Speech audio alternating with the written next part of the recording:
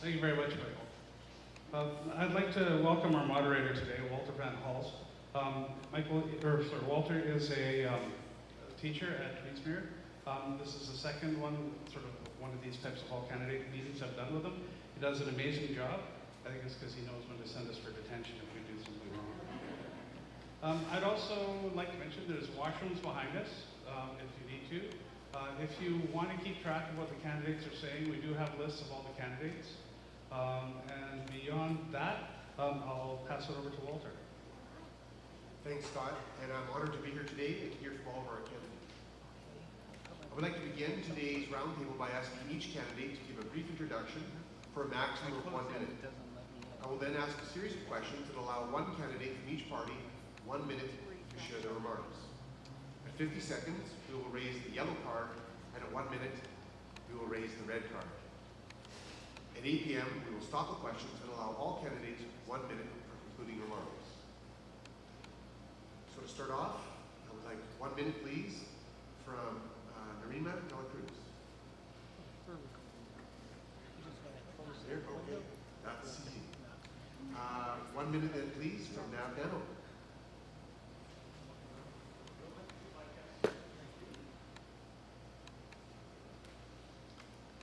Hi there. My name is Nav Danoya. I'm an independent candidate running for Surrey Council. I'm a bylaw officer by profession. I have worked in bylaws for 18 years and working with various organizations, including Salvation Army, including outreach workers, homeless, and resolving issues on day-to-day basis that we get at the bylaw department. Having said that, I'm here today because I'm passionate about Surrey. Just didn't like the direction the city is taking with the taxpayers of Surrey. And just want to remind everyone in terms of property taxation or freezing it, if you look at your taxes bill, it's just a small portion of the city taxes. It has a TransLink component. It has a school component. So just be aware of what you hear, see what you're getting, and vote accordingly. And I ask for one vote. Thank you. Thank you.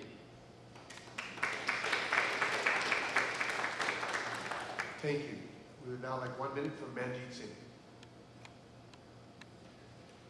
He's here. Hello, thank you. My name is Manjeet Sahoda. I've lived in Surrey for 16 years. I think Surrey is a great place to live, work, study, and play. However, I want to make Surrey an amazing place to live, work, study, and play. A vote for me will give better transit systems. A vote for me will give more affordable housing. And a vote for me will let our youth of today grow up to be leaders. We will need a change in our political spectrum, and one vote for me, you will see that change. Thank you, and vote for Manjeet Sahoda. Thank you. Let me apologize. His name is Manjeet Singh Sahoda. Thank you. May we please have 1 minute from Preet Sandhu.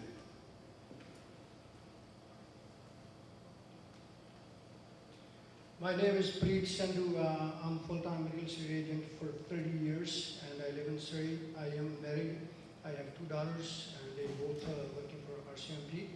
Older one in Surrey head office and the younger one in Corona and 911 department. If I get elected, my priority will be building a shelter for the homeless people. That will be my priority. And I have been working for maybe 20 years for the Salvation Army under the Prince George Northern Real Estate Board in Prince George. And I also worked many years for the Activist Vote Against Poverty. And my priority will be, again, building shelter that people don't have a place to live and people don't have a place to go somewhere. Thank you.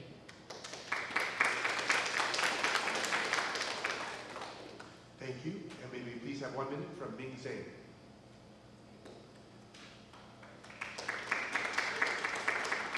Good evening, everybody. My name is Ming Zheng. I earned my master's degree and a PhD degree in BC, and I taught there for 20 years until 2017. And I also, when I was talking there, I was working as a part-time realtor, and I I was the first person to open a Chinese realtor training class, and I trained many realtors who are working in all major brokerages in Lower Mainland. So I love, since I lived in Surrey 2008, I loved Surrey so much, and I attract many people. I say Surrey is the place to go.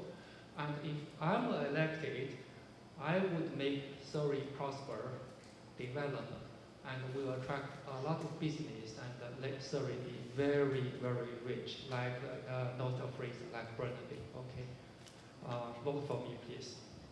Thank you. May we please have 1 minute from Joe Kennedy. Excellent. Good evening, everybody. My name is Joe Kennedy. I'm running along with the People's Council of Surrey. We are a party that has, of course, 1 mayoral candidate and 5 councillor candidates. I'm here to represent them today.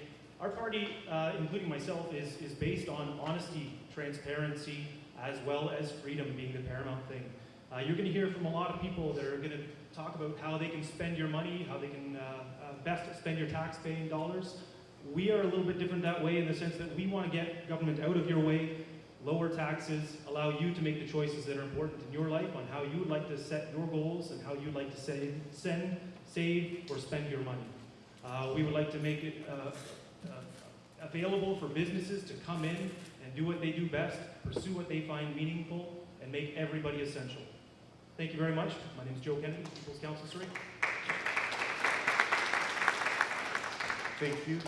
May we please have 1 minute from Shweta Bassi. Thank you. May we please have 1 minute from Stuart Drysdale.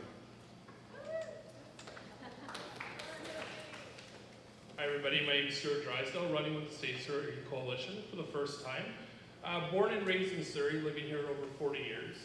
My wife and I are raising our children in Newton. So my priority is definitely moving forward for Surrey is watching the city grow and creating the facilities, the transportation and the recreation facilities for our youth and for our community. Thank you.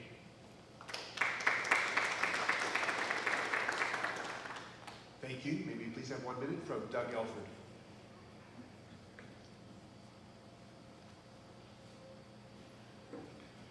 Greetings, everybody. My name is Doug Elford, sometimes referred to as the other Doug. As a sitting city councilor for the last 4 years, it's been a real pleasure serving you, and I am running the State Surrey Coalition, and I'm hoping for your support again. We have created many great things in Surrey. Surrey is a growing city, and there's still a lot of work to do. So I'd appreciate your support for another 4 years to be able to push our city forward and make it the greatest city in Canada. Thank you very much. Thank you. May we please have 1 minute from Lori Guerrera.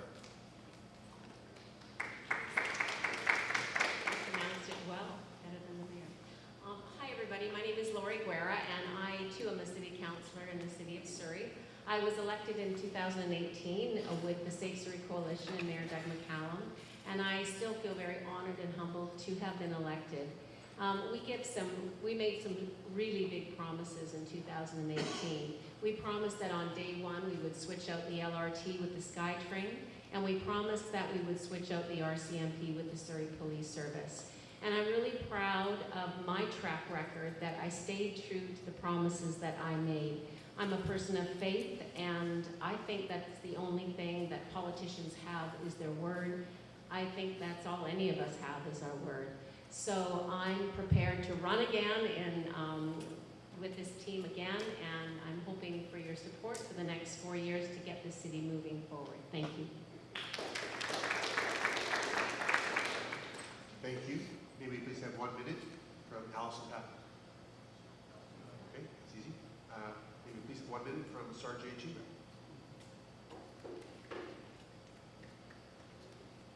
Good evening, ladies and gentlemen. Thank you very much for taking the time out of your daily lives to come here and listen to all of us. And you're obviously here because you have a passion for our city. My name is Sarji Chima, and I'm a 3rd generation Canadian, born and raised in Vancouver. My granddaughter is 5th generation. I have lived in Surrey for almost 40 years now, and I have lived experience on the issues facing Surrey. I lived at ice rinks and swimming pools. I went from ice rink to ice rink because my kids were in hockey and figure skating, gymnastics, and swimming. To me, public safety is huge. It's really important. And the Surrey First team is going to make all recreation facilities free for kids 18 and under, as well as the seniors. Community engagement is huge to me and my team. We need to be accountable, we need to be transparent, and we need to be fair. Thank you. May we please have 1 minute from Deborah Antifane. I thought you missed me. Okay, I am Deborah Antifane. I'm a realtor in South Surrey. I have 5 children and 4 grandchildren. I have spent the last 20 years advocating for special needs children, first of all, in the school system, and then adults a little later on. I've been working since 2008, opening care homes for adults that can never live alone. So supported housing is really my passion. I want to see everyone housed. I've been working with the Phoenix Drug and Alcohol Rehabilitation Center, and I've just been a volunteer my whole life. So I see the things that Surrey's done over the last 4 years with building surround care for people with mental illness, and I want to be a part of that. I want to support it. I want more modular homes, and I just want to improve our city. And I was thrilled to be invited to be a part of this team. I actually met Lori because we have special needs kids together. So just thrilled to be part of the Safe Surrey Coalition. Thank you. Thank you. May we please have 1 minute from John Yubo. What I've seen in the 42 years, and especially last 4 years, is very concerning to me. What's happening in the City Hall, and I think we need to open up City Hall. Everything's being done behind closed doors. I have retired 4 years ago. My children run the business now. Open up the City Hall. My business for the last 4 residents years of was Surrey. I Thank you. had 2 years. One was the police, and Thank you. in the city for 4 And years. please hear So from just Colvin. and been appointed to the business since 2000. Prior to that, though, I was an RCMP officer with I have Burnaby lived in and Cloverdale a for U.S. the last Citizen 20 years and coached after that. boys soccer and I baseball for firmly 12 believe that the years. transition that In Mayor McCollum 1940 started from the during that RCMP to time, the city of Surrey, what else did we Surrey do? Police, or Surrey Police Service is the right Volunteered. decision. We were very And when I was involved policing with our in kids who 1978 in had Burnaby, as we much talked children, about but still keep in touch Burnaby, with most Surrey, of and them. Coquitlam getting their own municipal I'm police also a force at director that at the time. Chamber of So I'm in Commerce, favor of the and transition. I worked asked to be in part of the past team, and I'm in grateful that they our own accepted me. business, Thanks very much. which is Thank you. I come from a Please background have of 1 minute from volunteering growing up in North Delta. It wasn't an option, it was told, and that was our option. You just get out there and you What help can I people. say? I'm short. And here, My name a is few years Linda later, Addis, and I've I'm been still honored hoping to that serve that the is city something for that the I can past do and 4 years. participate with. In addition to being a city A couple councillor, of I'm my also the executive concerns director are, for Crime Stoppers for the Lower the drug and Mainland alcohol Policing District. addictions, I what also we're doing have to just help people, recently stepped aside and as really past the chair of special needs Osteoporosis situation, Canada, mental health, past Carson chair of the 7, St. Jack we only Branch have Thank you. Children, Thank and you. a director of affairs. I'm Okay, that was very great. proud to That be concludes the representing my introduction portion of the city. evening. We'll now I'm go very to the passionate questions. about public safety. I want Reminder, to make each sure party that or our slate youth will have are 1 engaged in representative. healthy activities so that they don't enter into gang What I've lifestyle. seen in the And I 42 also years, want to and especially advocate last 4 much, years, much more is public very engagement, concerning to bringing me what's back happening more in of the our City Hall, advisory and I committees, think we engaging need with to those open up City people Hall. that have brought us all Everything's together, whether being you done vote for behind me or closed not. doors, If I'm elected, I and want to we just need to represent all of bring- you at open City up the Hall, City because Hall for after the- all, it's your for tax residents of dollars that Surrey. I'm Thank you. spending on behalf of you. And you should be doing this. Thank you very much. Thank you. Thank you. Will you please have 1 minute from Mike Forrest. Good evening. I'm not used to doing this, so bear with me. My name is Colette. I've been living in Cloverdale for the last Good evening. 20 I years am Mike and Rose. coached boys soccer I've and lived in Surrey baseball my for 12 entire of life. those years. My family's Had based 19 in foster Surrey. kids during that time. What I've else been did we do? a hockey coach for 30 years. We volunteered. I volunteered We at City were Hall for the very past 30 years. I've created involved and with chaired our the Agricultural kids that we Advisory had as Committee foster for children 25 at home and years. still keep in touch with most of them. I believe in public I'm also a engagement. director at the I Chamber believe of in Commerce, our and I food worked producing in the lands. past in our And I want to use communities, my which expertise is that I've learned over the commercial and last 30 residential years in inspections, as planning well as with Surrey School District. to help I come develop from a background of this city volunteering, in the growing up best in they North can Delta. develop, It wasn't an option. bringing it was arts, full. culture, And entertainment, that was our so option. we can truly You just get out work, there and you help the community live, that you live in. And play, here, a be few years entertained later, in our own city. I'm still hoping that that is something Together, that I can do and we participate can do in. better. Thank you. A couple of my concerns are the drug and Thank you. alcohol Maybe please have 1 minute from addictions, Bill what Algie. we're doing to help people, and really the special needs situation, mental health, R67.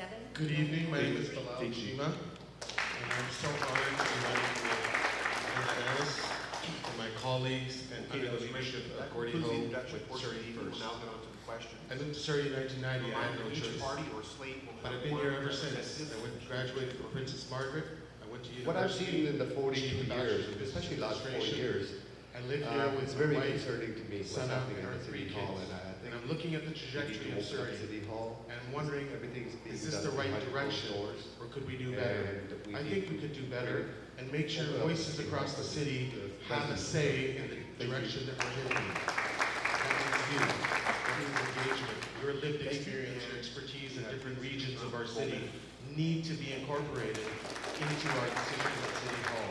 That's what a democracy is, not 8 people, 8 council members and 1 mayor running and making decisions.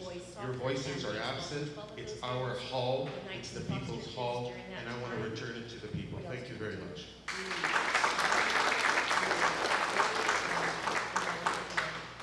Thank you. Can we please have 1 minute from James Behan?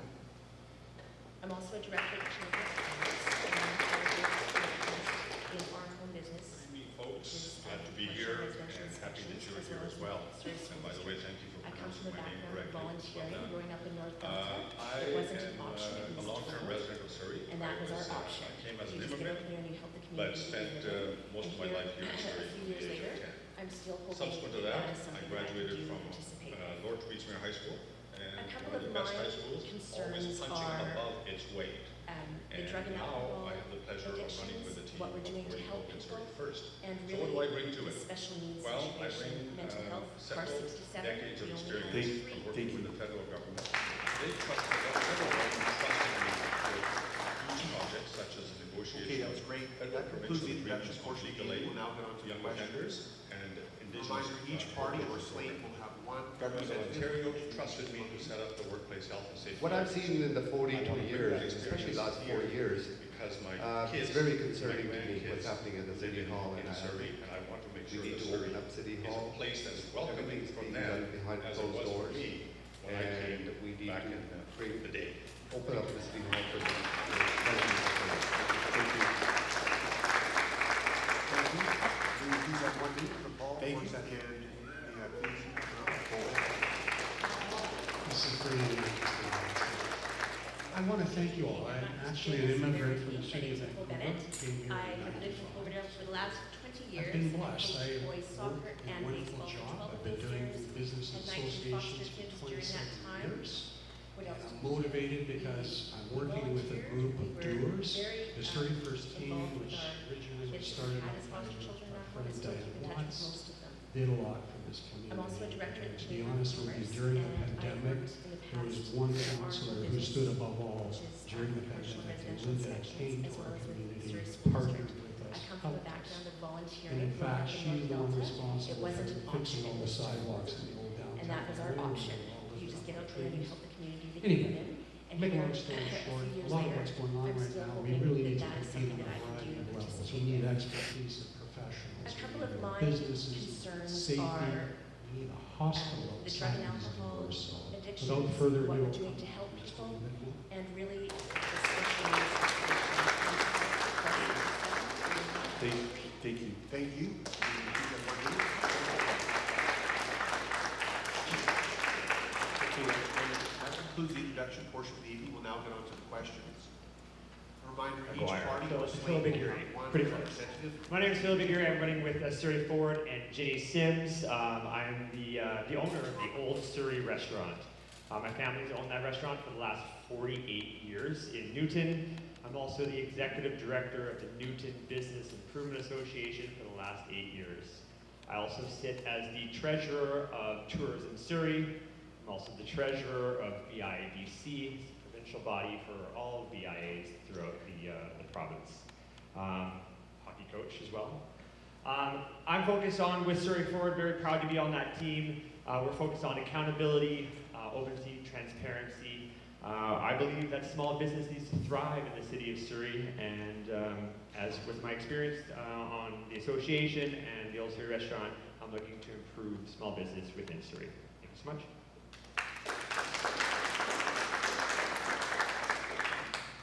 Thank you. And maybe please have 1 minute from Jody Tour.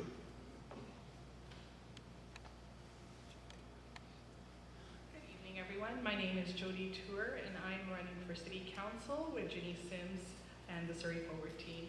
I was born in Langley, raised right here in Surrey. I graduated from Toronto Secondary School, and I am now raising my family along with my husband here in Surrey. I work in Cloverdale.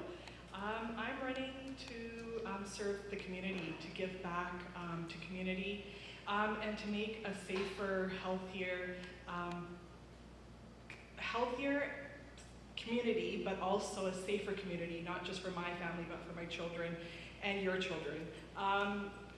Our platform contains, affordability, transparency, and openness and fairness, and that aligns with my values as a person as well as our party. Thank you.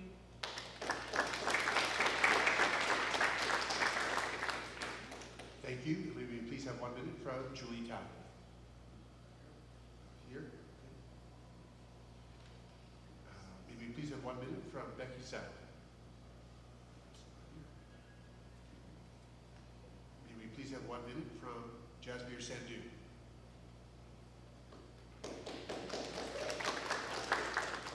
Thank you for all being here. My name is Jasbir Sandhu. I'm a former member of parliament from Surrey North. I've lived in Surrey for the last 42 years, and I actually went to Queensland College back in Surrey when it was portables, and now it's a university. That was a long time ago, and I went on to get my bachelor's from Simon Fraser and an MBA from Royal Roads University. My background, I worked at the Justice Institute for 14 years. As a member of parliament, I had a privilege of working under Jack Layton, with Jack Layton, and that was a huge experience. What I've seen in the 42 years, and especially last 4 years, is very concerning to me, what's happening at the City Hall, and I think we need to open up City Hall. Everything is being done behind closed doors, and we need to open up the City Hall for the residents of Surrey. Thank you. Thank you. Thank you, and may I please hear from Nicole Bennett. Good evening. I'm not used to doing this, so bear with me. My name is Nicole Bennett. I have lived in Cloverdale for the last 20 years and coached boys soccer and baseball for 12 of those years. Had 19 foster kids during that time. What else did we do? We volunteered. We were very involved with our kids that we had as foster children in our home and still keep in touch with most of them. I'm also a director at the Chamber of Commerce, and I've worked in the past in our home business, which is commercial and residential inspections, as well as with Surrey School District. I come from a background of volunteering. Growing up in North Delta, it wasn't an option, it was told. And that was our option. You just get out there and you help the community that you live in. And here, a few years later, I'm still hoping that that is something that I can do and participate with. A couple of my concerns are the drug and alcohol addictions, what we're doing to help people, and really the special needs situation. Mental health, CAR 67, we only have 3. Thank you.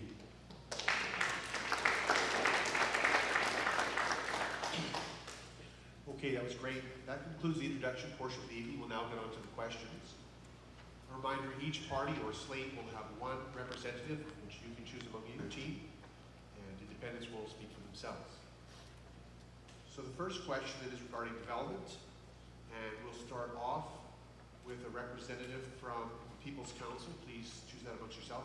I'll read the question and one of you can respond. That makes it simple. In light of numerous examples of businesses and residential developments waiting more than 12 months for approval, the BC government has published roadmaps for addressing issues of housing affordability through the Development Approvals Process Review, DAPR, and the BC Candidate Expert Panel on the future of housing supply and affordability. If you are elected, what measures from DAPR or the Expert Panel report will you adopt to streamline approvals and fast-track developments to assist small businesses, industry, and housing? Again, Joe Kennedy with the People's Council, Surrey. So I've read a lot of reports from the BC province and regarding housing, regarding affordability. And it often is painted with the idea that we have to provide more low-income housing. We have to provide more climate change initiatives into these housing developments as well. And I got to take a step back, to be completely honest, because I know that that Surrey currently is at Energy Step 3, which is part of the Climate Change Act that BC and Surrey has tied on to.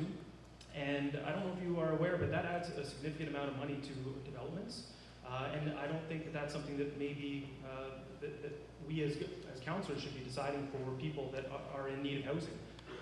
We are already bound by the BC Housing Code. We would make great houses, and we would tie it to that and make it not a mandatory sign-on, but that it would be voluntary. So you can make that choice on whether or not you want to buy an Energy Step 3 house. Thank you. We have the same question for the Safe Surrey team. If one representative would please like to come forward. You don't need to read it again. Okay. Unless you want to. No, if you want me to, I will. No, I've got it. Thank you for the question. My name is Lori Guerra, and I'm running with the Safe Surrey Coalition. There was 5 calls to action from that report, and they were kind of a hierarchical kind of, steps or recommendations coming from those reports. And those reports were done a couple of years back, and I believe that the City of Surrey has implemented all 5 of those calls to action. The first thing that the City of Surrey has done, because again we have implemented a $5 billion infrastructure project coming into Surrey, which is the SkyTrain, starting on King George and going right down to Langley City here. Because we got that money and the project, we need to densify around that transit corridor. And that is going to be basic economic supply and demand. And we are going to increase the supply because we will be densifying quite a bit around that transit corridor, especially where the nodes are, the transit stations. Thank you. Thank you. Would we please have a representative for the same question from the Surrey First team? Thank you for the question. Okay, my name is Sarji Chima, and there's a few different things we need to look at. I went to a church the other day and they had their application submitted a year and a half ago and they still haven't got it approved. So we have to look at measures on how are we going to streamline this. So one of the things that we want to do is we want to create a checklist for everybody. So you have a checklist of all this information that you need to provide. We want to go digital. We want to have a digital app. So when someone does their application, they submit it, then you can go online and you can see where in the process your application is. Every application should be done on a first come, first served basis. In addition to that, what we would like to do is have a concierge. So when you submit your application, there are some things that need to be done with the engineering department, some things that need to be done with tree cutting, some things that need to be done with plumbing. There's so many different departments. You have that one concierge, that will be your go-to person. You ask them the question and they will do all the work for you. So we want to make it a fair and transparent process. Thank you.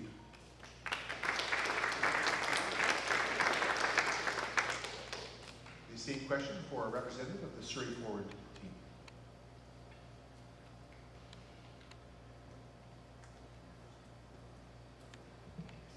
Philip Gary, Surrey Forward. 5 calls to action. We got that part right. Thank you so much. Encouraging housing. Now, Surrey Forward, that's our main platform on our brochures. That has always been our focus. Affordable housing, encouraging housing, for sure. Reform fees. So when you go to City Hall, you've got different types of fees, development cost fees. Well, you need to standardize these. It can't just be whose best friend you have at City Hall and what a backdoor deal that you might be doing. It has to be a standardization across all, everywhere. Playing field, even playing field. Affordable housing, we need to increase affordable housing, but not just, what does that mean? Well, it means supportive housing, social housing, inclusive housing, all levels of government. Number 4 of those 5 steps, all levels of government. Who better than a sitting MLA to ensure that the government is at the table to get more housing? Renters, we need to protect renters. Standardized maintenance, landlord licensing, and tenant relocation applications would be great. Thank you so much. Thank you. And thank you, Phil McGarry. Let me apologize for mispronouncing your name in the opening round. I had a student named Lucas Aguirre. I've got it now. May we please have one representative for the same question from the United Surrey team. Thank you very much, folks. When I'm knocking on the doors, people are telling me that there's a land mafia that's running this mayor and council. If you're a friend of the council or the mayor, your application gets approved right away. If you're average resident in Surrey, your application can wait 8 months, year and a half, could be 2 years. It doesn't even get reviewed till then.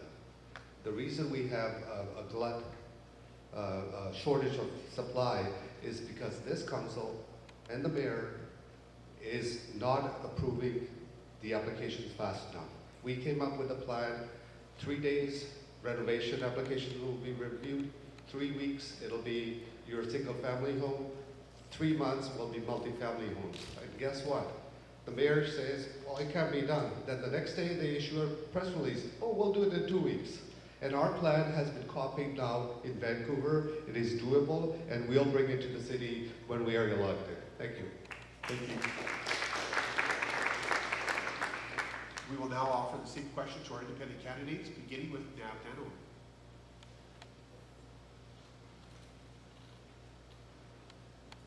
Thank you for the question. It's an interesting question, but I'll bring something very different to your attention. Ask a homeless person, what do you need? They say to me, now, we just need maybe a studio apartment. So I can use it. There could be a washroom at the end of it, and I can use it, and I will not be on the street in the elements of the winter. Now you talk about housing. Ask a 32-year-old, can you afford a $600,000 condo in Surrey? Unless their parent or inheritance gives them the money, they cannot afford it. So what I'm getting at is all levels of government, whether it's federal, provincial, municipal, have to work together to make it really affordable. Our taxes are going up, and there's no affordable housing left. We are at least 10 years behind. So we have to think about these things, which are the basic things, housing. Thank you. Thank you. The same question now for Manjeet Sahota.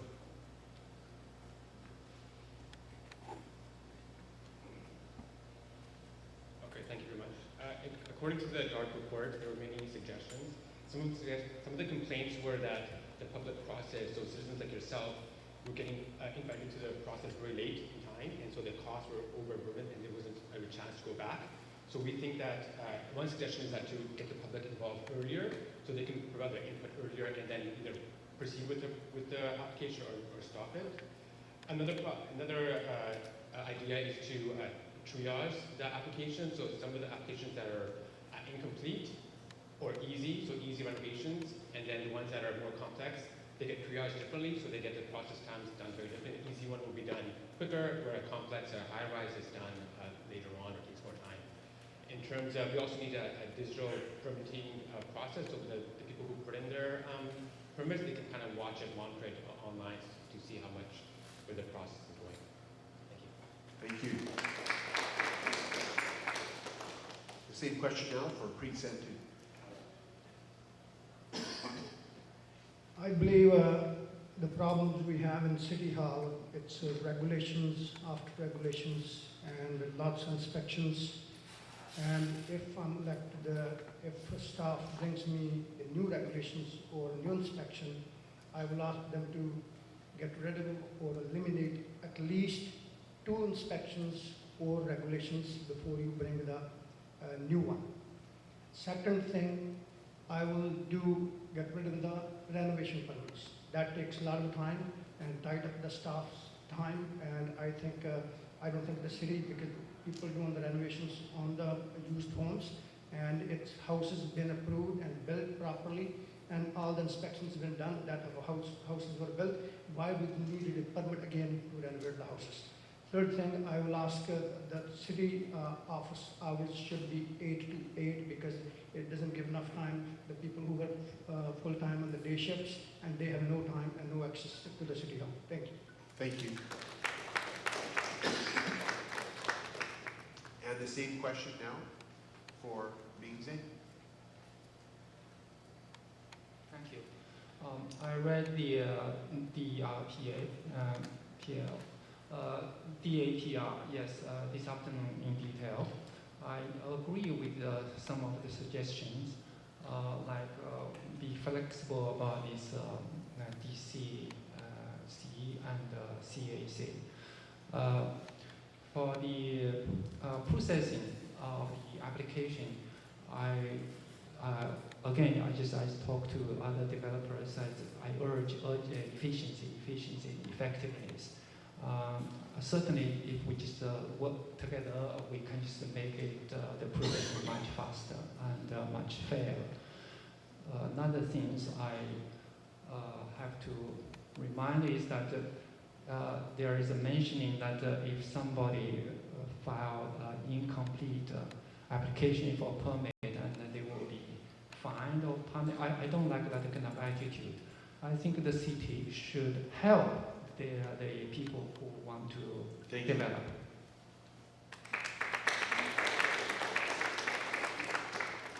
Okay, we'll now go to our second theme, which is housing. And again, we will proceed in the order with teams and then independent candidates. So the question with housing is, how would you respond to critics who argue housing availability and affordability is a provincial and municipal issue that can only be solved with solutions at the local level? We'll start with a representative from the People's Council. Excellent. Joe Kennedy again, People's Council. So the question comes down to affordability, and it's really hard to what does that metric mean for everybody? Everybody's affordability is different. Again, with the People's Council, we are truly looking at increasing supply, getting government out of the way to allow builders to build. And to be honest, I know a lot of these other candidates up here, they're going to talk about having wraparound services, low-income housing for every single development that goes that's approved within Surrey. And where's that money going to come from? That's going to have to get passed on to the residents of Surrey, either through taxes, through the purchases of the buildings and the apartments, to the renters that are renting those said apartments. Somebody is going to have to pay for all those services. And on paper, it does sound like a great thing. It's really hard to stand up against helping people that are low income and disenfranchised. But there has to be a limit of money in there, and I'm here to find out what that limit is and have a conversation about what that limit is. Thank you. The same question then for representative of Safe Surrey.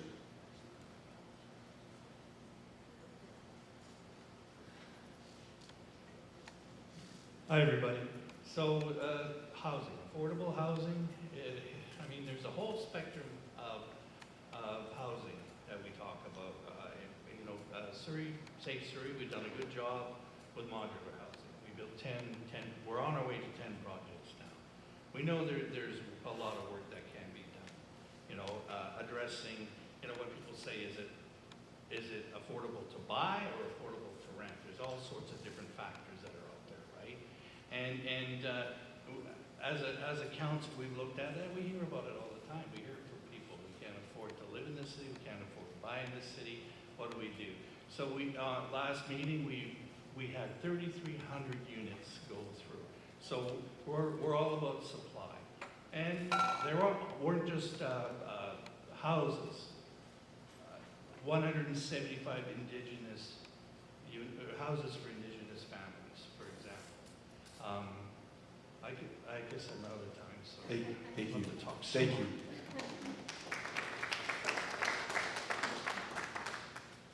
We could please have a representative from Surrey first.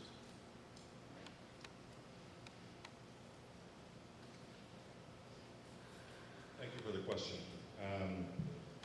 Frequently we tend to segregate issues according to the level of government. I think that's a wrong way of approaching it. The issues are owned by the people who live the reality. So naturally, one of the things that we have to do is negotiate with the provincial government. But what's missing from the question is the role of the federal government. So there is a significant amount of money that has been allocated for national housing strategy. We need to be able to access that, to be able to bring it to ground and actually have some impact at the local level. And I know from my experience in having negotiated federal provincial agreements, what gets left out in those agreements frequently is the local level. Yet that's the level that makes the most difference in the lives of people. So we need to be able to engage that. Cities have a tremendous impact and a tremendous responsibility that gets left out of the equation. We need to bring that in. In terms of increasing the supply, the three levers that the municipal government has, one is zoning and rezoning.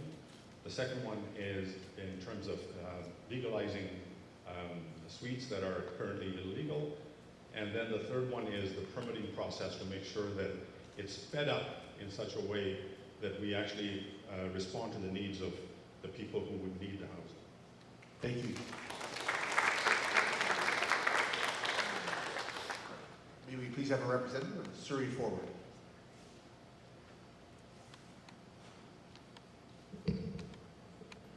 Hi, Philip Gary, Surrey Forward, running with Ginny Sims. Affordability is our main platform, as always. What is affordable housing? Is it 10% below market? Does that mean a $1 million home is now affordable if it's $900,000? We have to be careful at the city level when we do mass development, when we bring in our bulldozers and we think that we're going to put in high rises everywhere. Affordable housing is a whole bunch of housing that's 4 stories high, trailer parks, basement suites. We have to ensure that we have a plan to protect the people that are already living here in the city.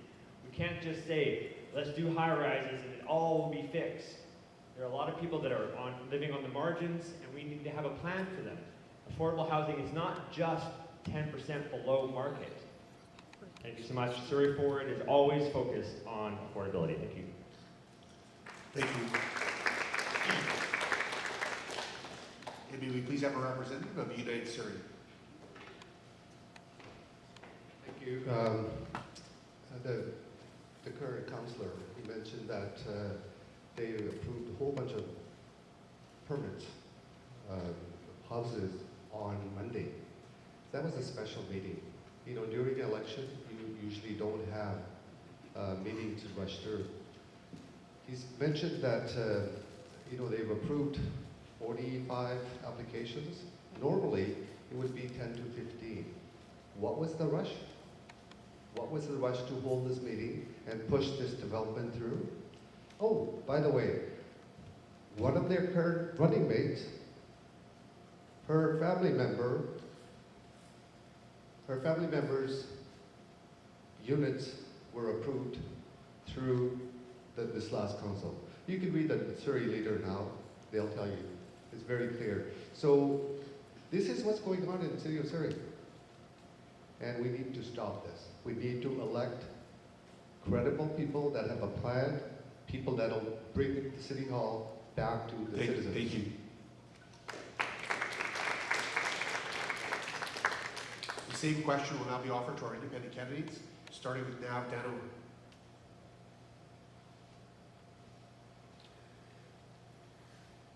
Hi everyone.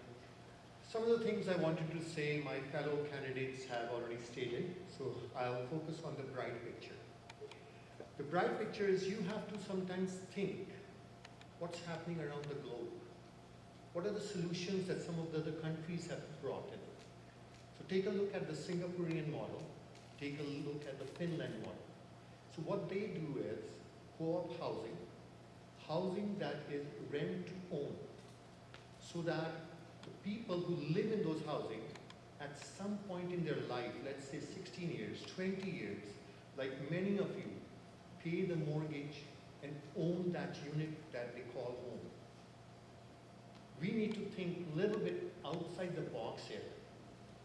There are 40,000 illegal suites. We call them illegal suites in Surrey. I'm a bylaw officer. I know the stats. Are we kicking everyone out? No, we are not. Where are they going to go? There are 80,000 people living in these suites. Thank you. Thank you. The same question for Manjeet Sahota.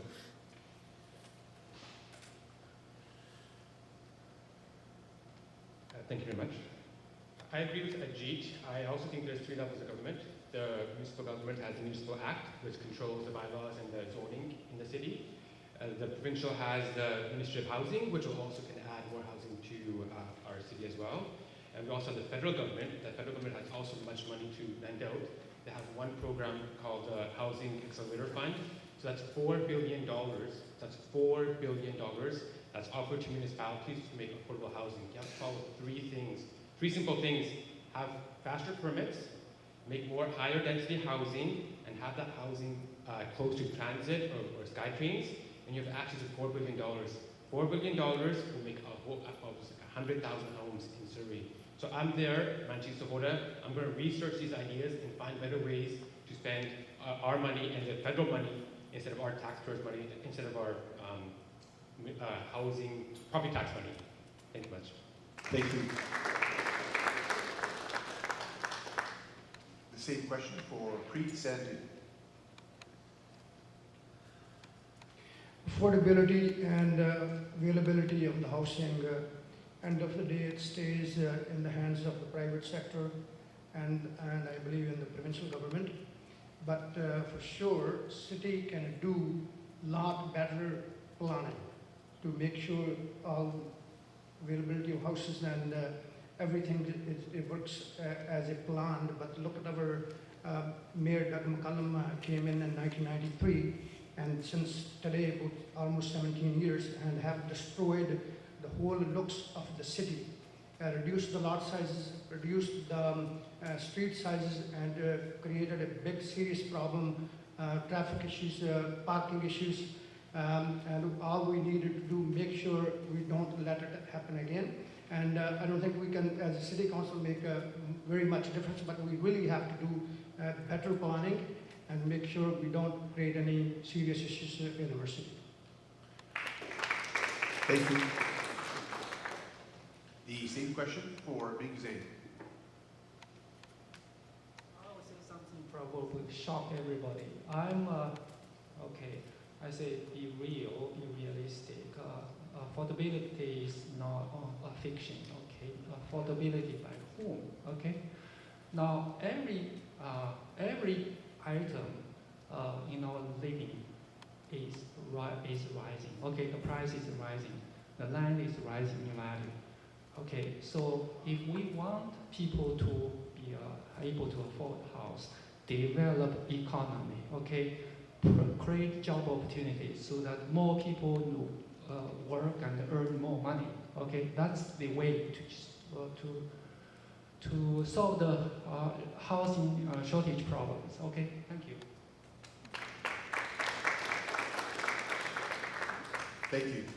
We will now move to our third topic of the evening, which is transportation. If elected, what are you prepared to do to improve public transportation in Cloverdale, recognizing this involves different levels of government? We will begin with a representative from the People's Council. We've already got the funding that has started to bring the SkyTrain all the way to Langley with stops through Clayton Heights. So those stops in Clayton Heights, what we do is we run rapid buses right through Cloverdale and connecting them to the SkyTrain, and that's those SkyTrains we connect to the city centre and then into Vancouver and to the rest of our city. Thank you. Thank you. The same question for representative of Surrey First. Heated topic. I hate to say it, during the pandemic, Metro Vancouver and TransLink created a transportation plan. And in that transportation plan, they created major transit corridors, one of which is 152, Scott Road, King George. To the east, where should the next road be? It's at 200th. So we've in effect have become a suburb of the city of Langley. So ultimately, people who are coming from White Rock have to hub out of Langley to come to Cloverdale. We have a bus that comes twice an hour. So ultimately, right now, we need more businesses. We need to compete. We're next door to a city which has more business than residents.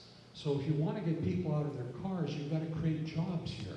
Ultimately, right now, we have one of the largest business parks in the country, and that's in Campbell Heights, and they cannot serve nighttime clients. So ultimately, we have to push back on TransLink and on Metrolink. Thank you.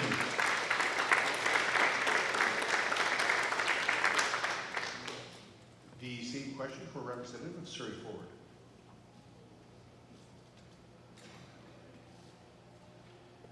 Hi, I'm Jody Tour with Surrey Forward. Great question. Actually, I was just meeting with a group in Campbell Heights this past week and asking them what one of their problems to address, and they said transportation. Our employees have a hard time getting to work. If elected, Surrey Forward will bring in more buses to connect the town centers more often and make rapid bus systems so that we can connect people from the SkyTrains into South Surrey, into Cloverdale, into Newton. So buses, transportations is something that Surrey Forward is really going to work with to make it work for our community. Thank you. And the same question for a representative of Unite Surrey. Thank you very much. Transportation infrastructure is mostly funded by the provincial and the federal government. And I know that Gordy Hogue and Suk Dhaliwal and Ginny Sims, they worked hard in Ottawa and also in Victoria to bring that funding for the SkyTrain that is going from King George out to Langley. You know, there's always been this program about connecting our city centers, Guildford to Whalley to Newton to South Surrey to Cloverdale, and that should be a priority for us. We had an opportunity, we were going to connect from Guildford, Whalley to Newton. Unfortunately, the mayor decided that for reasons he and his friends know, he decided to connect King George out to Langley. So for us, it'll be a priority to have another main line running from King George out. Thank you.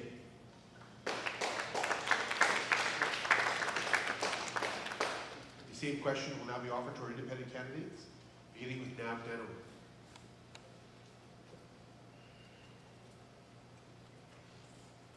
Hi there, Nav Danow again. In regards to Cloverdale, first of all, congratulations, you're getting a new hospital. So now, you have to link that hospital to public transit. So it's already in the works.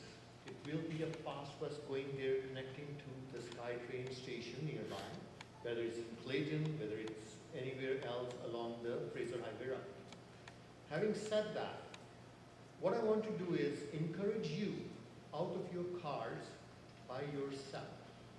How do we do that? We can do that by increasing the TransLink portion of your taxes and making the TransLink free for everybody. So if you want to go on a bus, on a train, it's free. You're already paying for it on your property taxes. I'm asking each one of you, will that force you to take transit? You're already paying for it. Thank you. That's right. The same question for Manjeet Soda.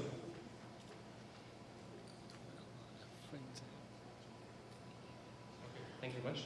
I've been addicted to buses and SkyTrain since I was going to UBC. I went to UBC in a bus, and I still do take the Compass bus pass around when I can.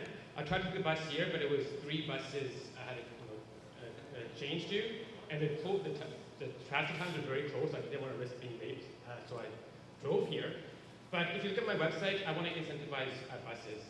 So I want people to get more into transit. To get more buses into Cloverdale, I was on a transit call yesterday, and we need to either get more people on buses.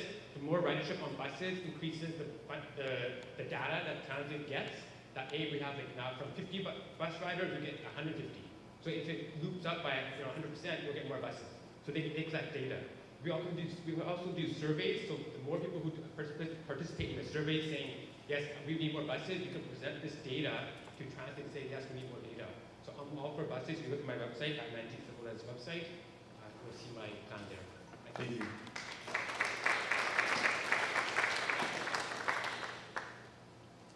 The same question for Preet Sandhu.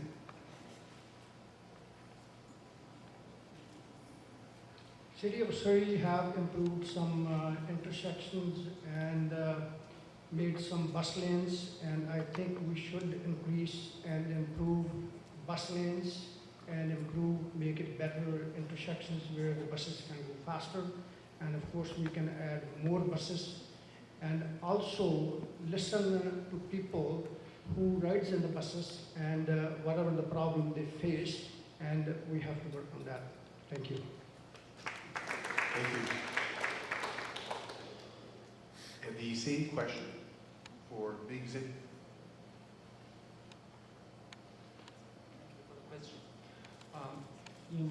One of my priorities on my Facebook is develop a SkyTrain station network in south of Fraser. My particular plan is from Scott Road Station to Scottdale, from Scottdale to Newton, and from Newton to King George Station. That's the first step, okay?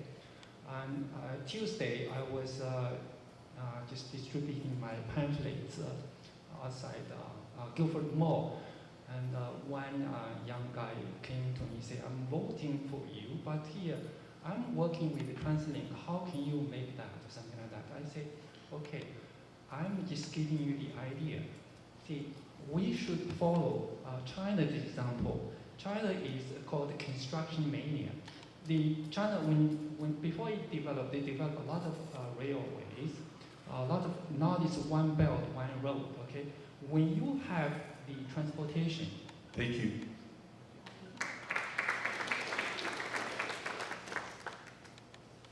We will now go to our fourth topic of the evening, which is facilities.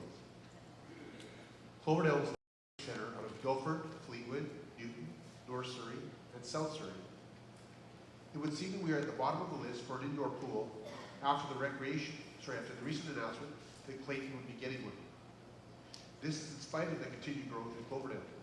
If elected, what would you do to ensure that the Cloverdale Town Centre gets equal consideration for recreation projects, specifically an indoor pool?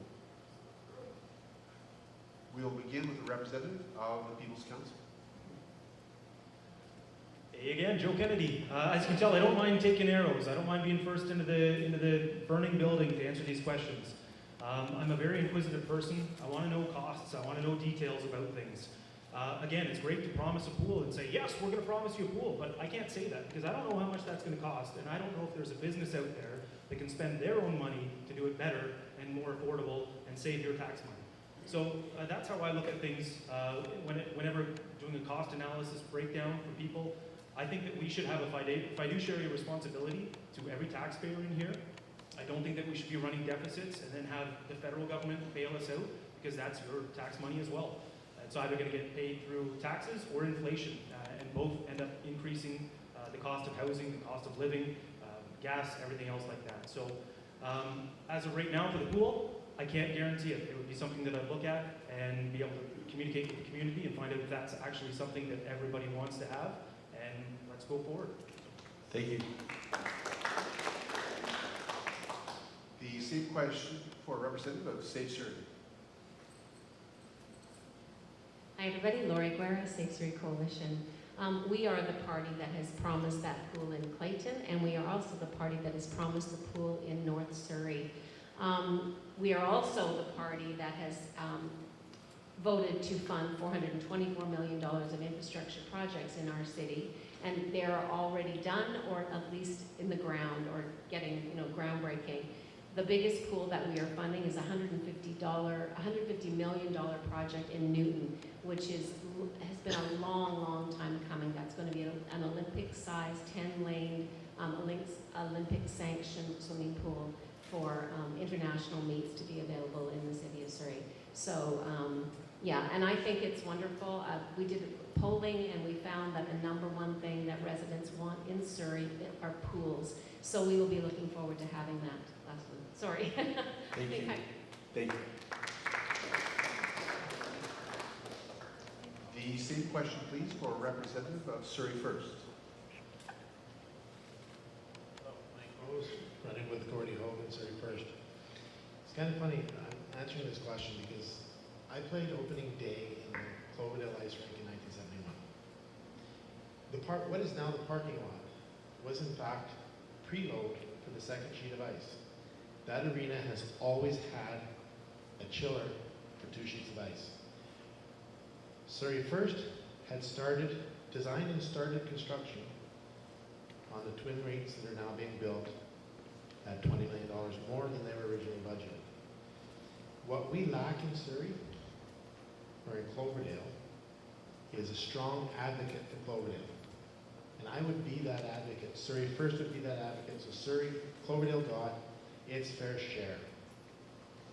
And it's nice that you're all here listening to us. But what I would do to ensure that you got what you wanted in Cloverdale is this mic.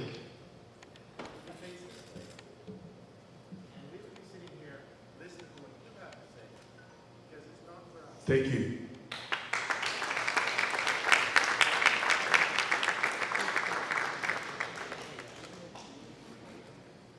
May we please have the representative for the same question from Surrey Forward.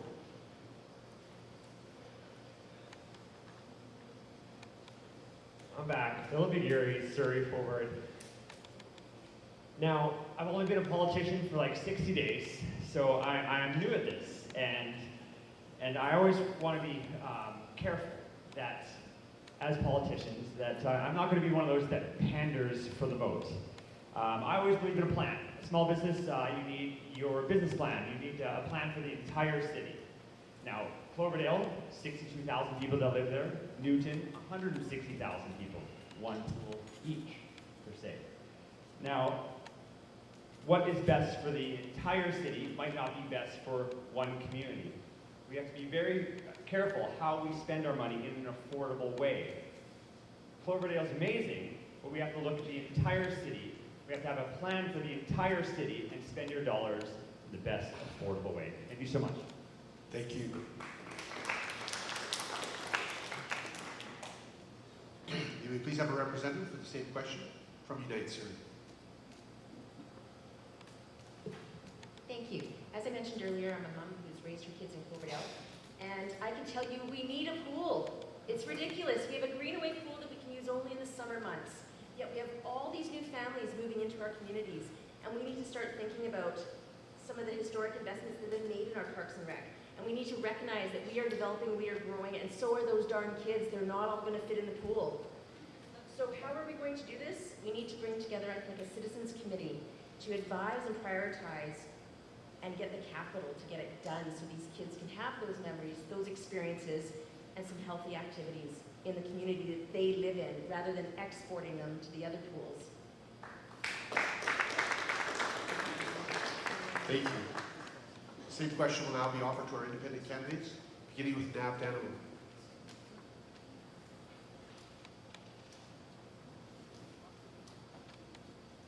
Simple answer is yes. You'll get your pool. Problem is, I'm trying to transition from a bylaw officer to a politician. So if you guys can be promised a 60,000 seat stadium or canals, you can be promised anything. Okay? So what I'm getting at is, the other part is, you need to take a look at a business model. How far is the nearest pool from here? Does a pool here make sense? So I understand the community needs, but we need to start thinking like a big city. We are going to be a big city compared to Vancouver, where population growth is 600,000 in the coming year.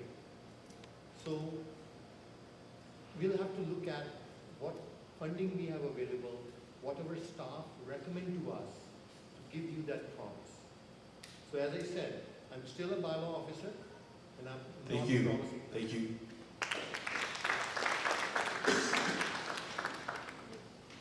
The same question now for Manjeet Sahota.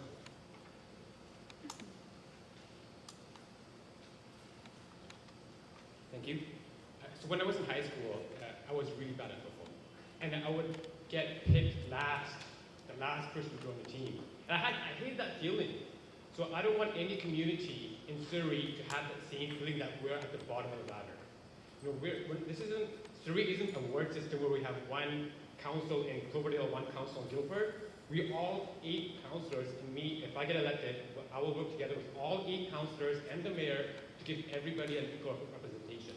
So, you know, if Cloverdale needs a pool, we'll work all together. We should be working together. We should be working as a team and make it efficient. If Cloverdale needs something, or if Newton needs something, we should make all those decisions as a team and work effectively and not make any community feel that they're on the barrel. Thank you. The same question now for Preet Sandhu. Microphone this time, so that might will make my performance better. Previous mayor Linda Hapner brought the light rail system without getting approval or consent from the people, and I believe that whatever the information we got from the city, they said they have spent maybe millions, over 20 million taxpayers' money to road widenings and bridges and preparation work. And then Dr. McCullum came and he trashed that down and brought the SkyTrain, and it was a lot of money. And now Doug McCullum wanted to bring the city police, and Brenda Lockie said if she got elected, and she will bring the RCMP, and all the information is out there. They're saying they have hired more than 300 staff, lawyers, all that money is being spent and wasted. I think all that waste money and tax people's money that should be spent on the facility, the Clayton and Cloverdale area. Thank you. Thank you.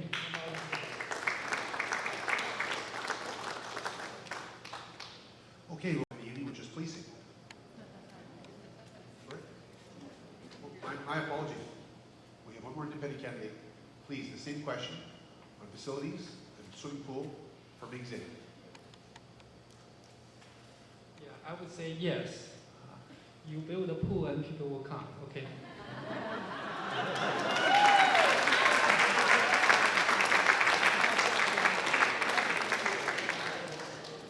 That may have been the shortest answer, but it got applause.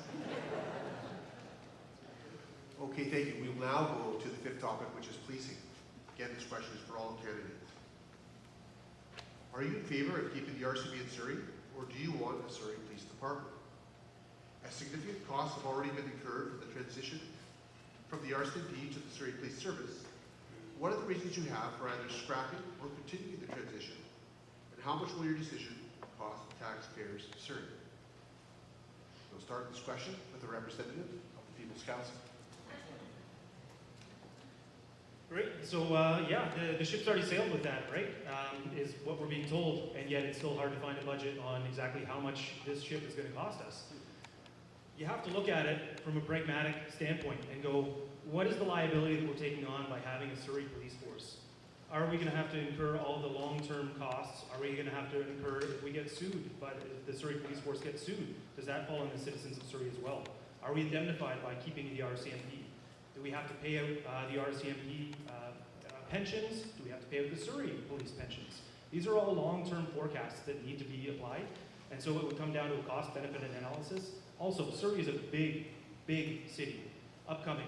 You know, with the resources that the RCMP happens to offer, this is just a question, but with the drugs that we have, with the crime that we have, the gang violence that we have, do we need the resources of the RCMP to be able to deal with these things, or can we do it on our own as Surrey? These are questions that I have. So. Thank you. The same question now for representative of Safe Surrey.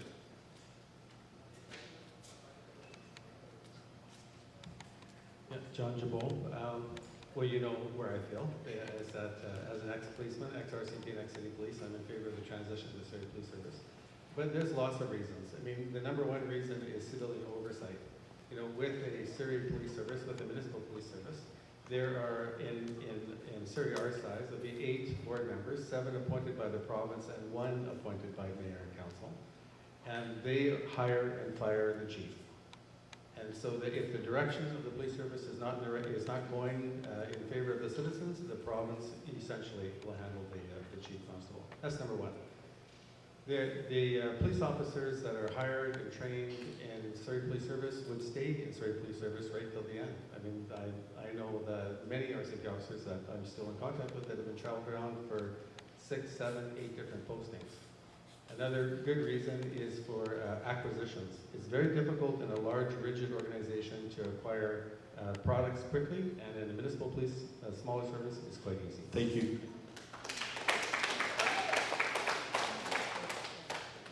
The same question now for a representative of Surrey First.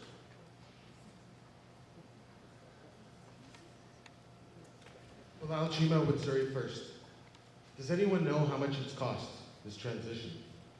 Does anyone know how far along we are in this transition? Does anyone know if or what the community policing plan is? Has anyone seen a budget? So how do we make a decision this large, the most consequential decision a council would make maybe in a generation, without information? Surrey First said that we're going to conduct a forensic audit if we are elected. Let's get the information first. And then, unlike what's been happening over the last 4 years, let's take it out into the communities. Let's come to Cloverdale. Let's go to Clayton. Let's go to Newton. Let's go to down to Wally and other areas of this city and share that information and say, this is where we are. And then as a collective, in whatever format that looks like, let's decide the path forward. It's not for one mayor and 8 council members to decide such a huge decision, especially the way it's been managed over the last 4 years. Thank you. Thank you.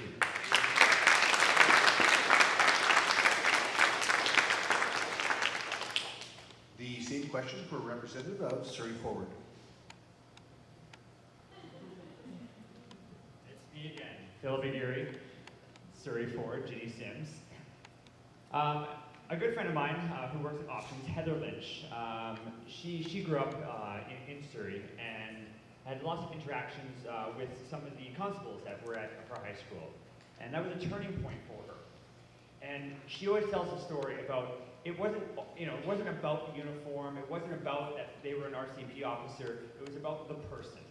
Now, at the Newton BIA, we work with the RCMP on a daily basis. And it's always about the people that you work with. We need good people in Surrey. Now, Surrey Forward has been on the line to say we're going to put a halt, similar to what Bilal said. We're going to put a halt on the transition. We need a forensic audit. We need to know these costs. He spoke well on that for sure. We need to ensure that we're making the right decision. We need to ensure that we have the right people. It's about the people, and that's what Surrey Forward is looking for. Thank you. Thank you. And the same question for a representative of United Surrey. Thank you very much. You know, they made this issue into a political football. You know, whether you wear a blue uniform, black uniform. This is about public safety. Stop playing politics with this. Nobody's talking about public safety. They're all talking about what uniform or what color of car it's going to be. So we need to look at the issue. The mayor said that this transition would be completed in 2022 in April. We're nowhere near that. And I don't usually agree with the People's Council representative, but there was no business plan done for this. Nothing. It was just, let's go with it. There should have been a proper business plan and should have been answered. Some of those questions that have been posed here should have been answered before we went through the transition. We will go through the transition to policing because you can't go back every 4 years and then go back again. We will go through the transition. The only difference between the Safe Surrey current mayor will be transparent and accountable to you. Thank you. The The same question will now be offered to our independent candidates, starting with Nav Danowy. Nav Danoya, independent candidate. It's not about what police force you want or you get. It is about the service. Has anyone recently called 911 and been put on hold for 20 minutes? I have. Have you called the non-emergency number and been put on for 45 minutes on hold? So what I'm getting at is your service needs to be the best. Whether it's RCMP or Surrey Police Force, the major difference I have seen as a bylaw officer, if your decisions are made locally by a local council, local police board, local members who stay in the community for long, that is what is the realistic approach. Sometimes RCMP members get transferred up to 5 years of experience, and they take that knowledge and experience with them. Thank you. Thank you. The same question now for Manjeet Sahota.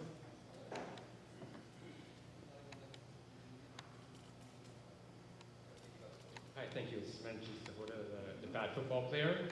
I don't think I'm strong enough to be a police officer, but I will give my opinion on the transition to police. I think I do agree with the transition to Surrey Police, and my reasons pretty much I agree with what people have said. The budget should be controlled in Surrey and not in Ottawa. And I agree with the officers going to, the officer, maybe RCMP's officer will be working here for 5 years and then transfer somewhere else. Also, like a lot of the major cities like Vancouver, New Westminster, Port Moody also have their own police forces, but we also have a city, Brandon, Manitoba, with a population of 51,000 that also has its police force. So it's not about the population, it's really about who wants to control and who can do the best decisions for our city, and I think that would be Surrey Police. Thank you. Thank you. The same question now for Preet Sandhu. We all know Doug McCullum don't listen to anybody. He don't care about taxpayers' money. All he wanted to do whatever comes in his mind. Unfortunately, if Doug got elected again, so he's going to go ahead with the city police anyway. So now the second candidate is Brenda Lockie. She said if she's coming in as mayor and she will trash the city police contract and look how much money we have already spent. And if I'm elected as a councillor, I will ask Brenda, before she cancels the contract, she should go to the public, she should have a whole referendum or ask people if they wanted to keep the RCMP or if they wanted to keep the city police. Thank you. And the same question now for Ming Singh. Thank you. So one of my priorities is prompt replacement of RCMP. When we elect the former council and the mayor in 2018, my son called me and said, did you vote? Say, to vote for this because they are replacing RCMP and they are building SkyTrain instead of light rail. I said, yes, I will do that. Okay. And when I had a dinner party recently, a professor asking me, I heard that you're going to run for council, what's your stand on the RCMP? I said, replacement. And he said, oh, it's a lot of waste of money. I say, well, if you flop, you waste more money. Okay?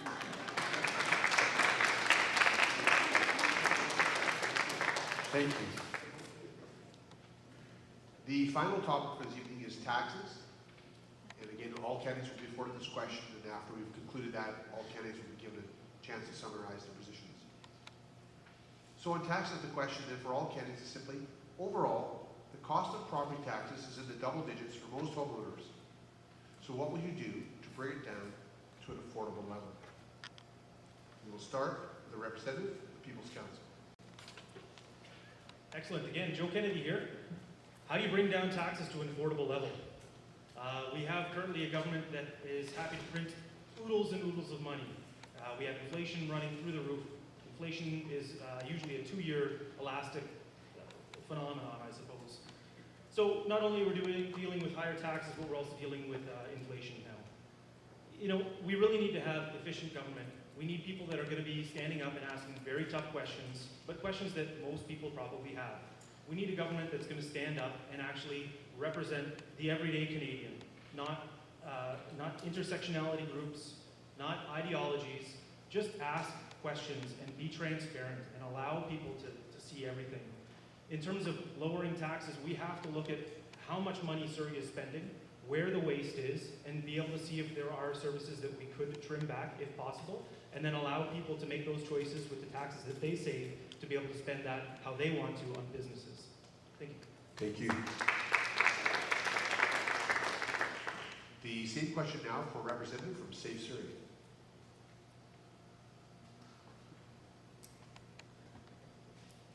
Taxes, everybody's favorite subject, right? So we have promised a freeze on taxes for 4 years at 2.9%. And that is the policy we're going to stick to. We did that for the last 4 years. We kept our taxes low in the region. And, you know, folks, there's other things that affect taxes as well as just cities. And we all like our drinking water. And we all want our toilets to flush. And we all want our garbage disposed of. And those costs are going up. If you look at the metro level, we're facing some significant challenges out there and how we're going to address these issues. It's really critically important that people make the separation from city taxes and other jurisdictions as well. Thank you very much. Thank you. The same question now for representative of Surrey First.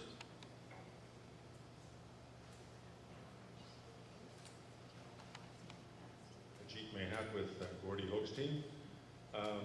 So I think generally we can say Canadians don't mind paying their fair share of taxes, but they do expect transparency in return. We've been told that the tax increase has been limited to 2.9%. I would ask you, if you checked yours, as to what your increase has been. Mine has been in the neighborhood of about 12%. And I know how averages work, so allowing for that, the 2.9% is fiction. I just don't see it. So what do? Transparency. We need an Auditor General who can actually give us some facts and figures in terms of reviewing. We're the only large city of our size that does not have an Auditor General. Yet we spend, our budget overall is in the neighborhood of $1.3 billion. We need to have that kind of transparency, shine the light on the finances so we can find out what we're actually paying. Thank you.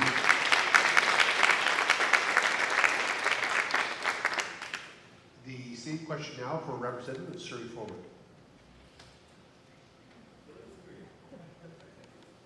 You guys even got my name down already. So Philip Adiri, Surrey Forward. Taxation. So I own a small business, a small little property, and I paid $55,000 last year. Now, 2.9 is a fiction. Taxation is affecting everyone. Cost of living is the main priority right now in the city of Surrey. It's not a policing issue right now, it's cost of living. We can't afford to live, we can't afford to get groceries, we can't afford to gas our cars. Surrey Forward has always been focused on affordability. We are holding the line on property taxes. This is what our party believes in, affordability. This is our priority. And we have to ensure that we give an opportunity for our residents to catch up. Everything is going up. We have to be very careful about taxation. Small businesses can't afford it. We need more small businesses. We need to include an environment where they can prosper and expand and have more jobs. Thank you so much. Thank you. The same question now for representative of Unite Surrey. Thank you. I would have to agree with a lot of the speakers here. Your taxes have grown not only 2.9%, it's a lot more. It's actually about 22.9% over the last 4 years. We are recommending that we will freeze the taxes for our first year. So unlike Safe Surrey, they're saying they'll freeze it at 2.9%. we will not raise your tax for the first year. Not only that, there's a hidden tax. It's called the parcel tax. 2018, it was only $100. And I actually didn't even look at it. This year I looked at it and looked at my 2018 tax return. It's gone from 100 to 300. So not only they're taxing you the bottom line, here's some hidden stuff that's been going on at the City Hall there. So we need to be transparent.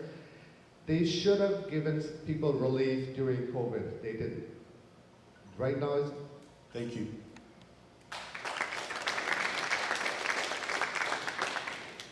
The same question will now be afforded to our independent candidates, starting with Nav Denoy.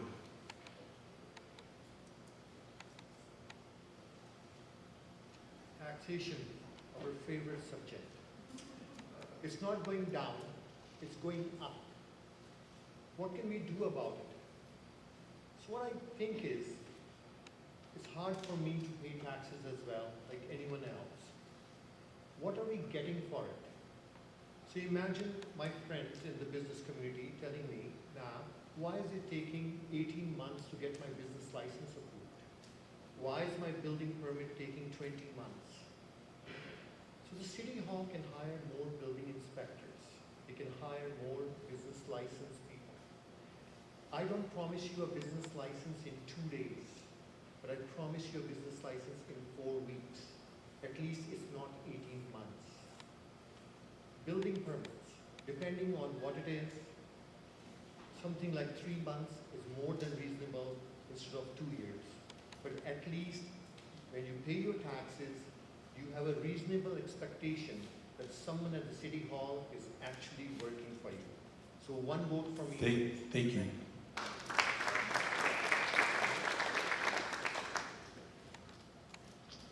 The same question now for Manjeet Sahota.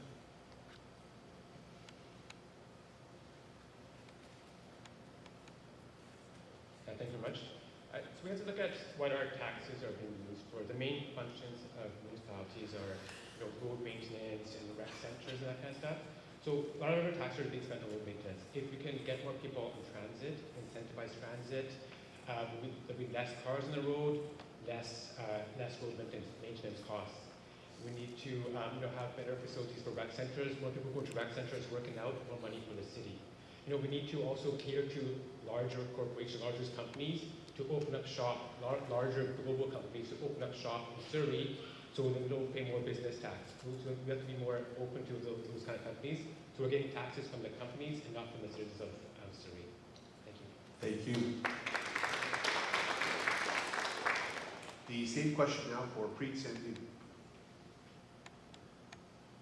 For example, for the city information, we pay approximately about 200 million a year for the RCMP, and if we lose that RCMP, and we will be losing about approximately 20 million for taxpayers' money to the city police.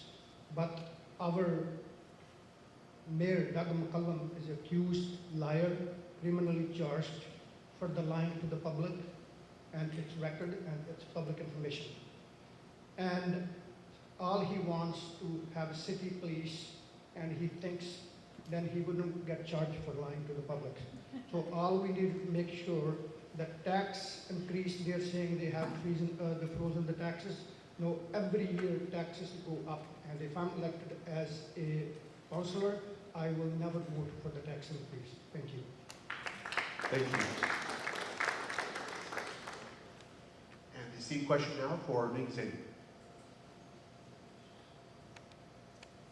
Thank you. Since I'm a realtor, I always tell my clients Surrey is the place to come. And probably astonishingly, I find that Surrey's property tax is the lowest among the many cities. We are surrounded by cities who have higher property taxes. And I promise, it's one of my priorities too, that if I'm elected, I will keep our Surrey's property tax and business tax the lowest among all 21 cities in the Lower Mainland, okay? And by doing, how do we do that? Attract more big enterprises to open business here, give them like a exemption tax for like 3 years, okay? Attract more business, and then make Surrey very rich, and then our property tax will keep low. Okay. Thank you.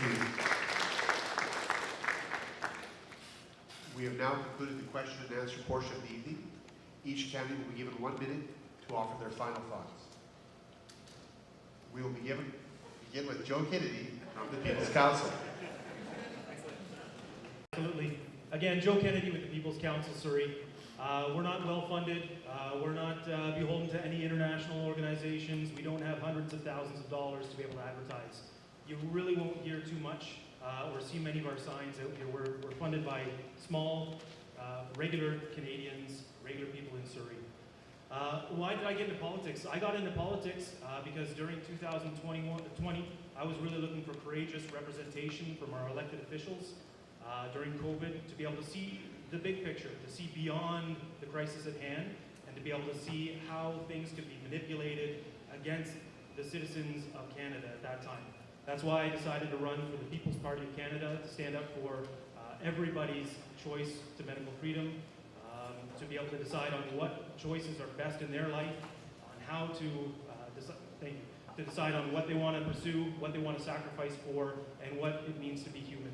So I'm Joe Kennedy, People's Council. Thank you. Thank you.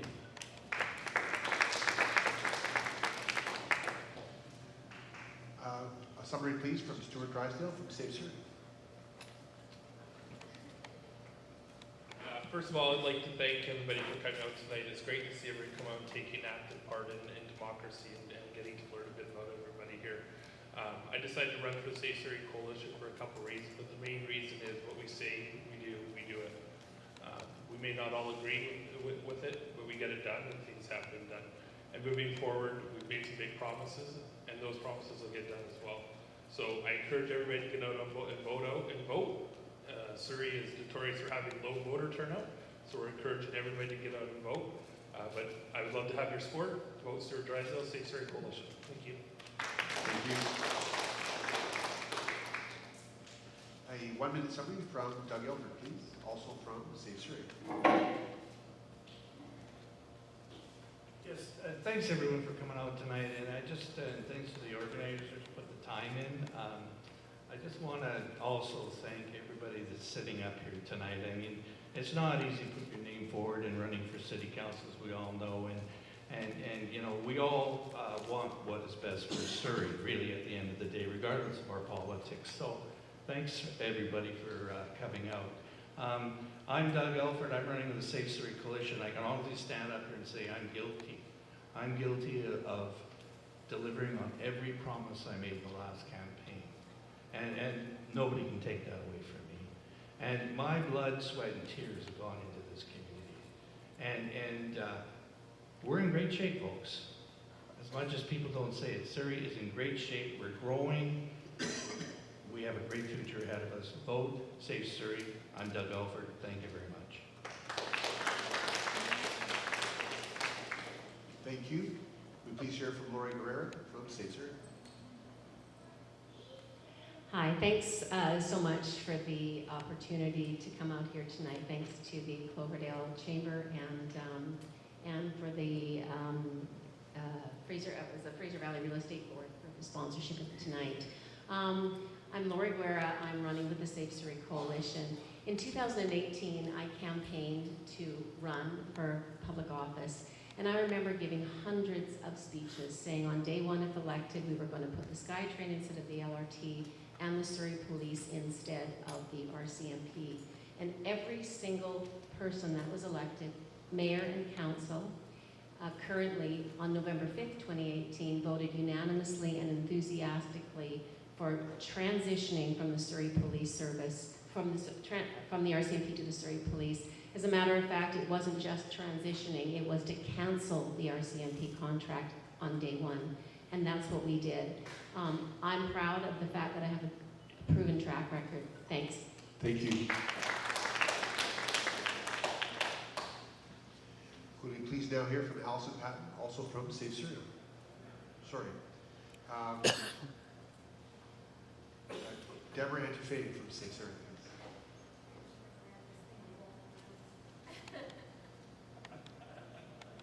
Okay, is it on? Okay.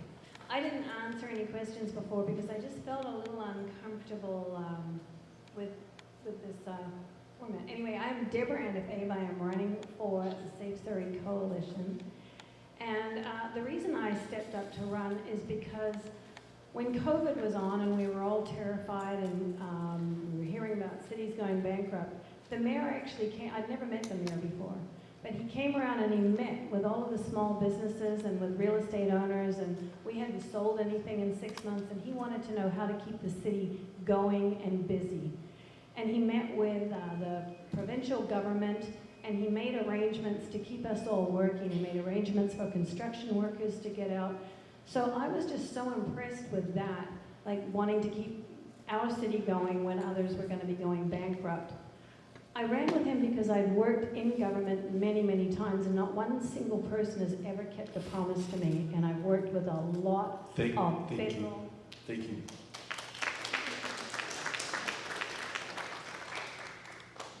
Could we please hear from John Ebo from Safe Surrey?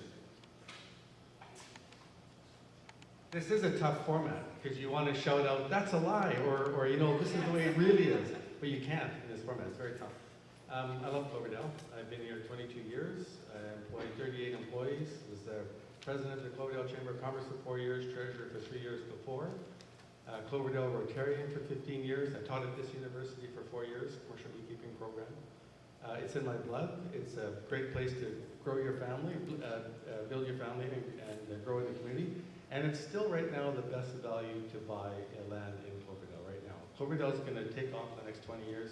You got some bucks, buy a house, buy a condo, and hang on to it. Thanks very much.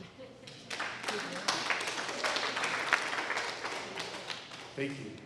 Could we please hear from Linda Amis from Surrey First? Thank you very much. First of all, I have to say it's been an honor to serve you over the past 3 3/4 years. But I am so proud to be running with Surrey First again. I am under the leadership of Gordon Hogue. He's an individual that believes in engaging with the public, talking to you, bringing you to City Hall, having City Hall open later than what it is now, having town halls in the community, and bringing back the advisory committee. We also believe that it's very important to engage with you to find out what you want in terms of the policing transition. But first we must get the facts and present the facts and then talk to you. We also want to make sure that our youth that have so many opportunities to enter into the wrong lifestyle, that they have more positive opportunities, such as having the rec centers and pools and ice arenas open to them free if you're under the age of 18, and engaging with our seniors to make sure they also have them free so that they can use them and maintain healthy lifestyles. So really, it's all for us about public... Whoops. Thank you.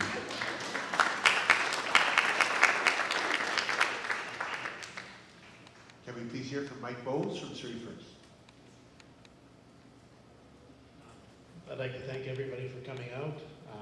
Scott Wheatley and Mr. Van Hulst, Walter.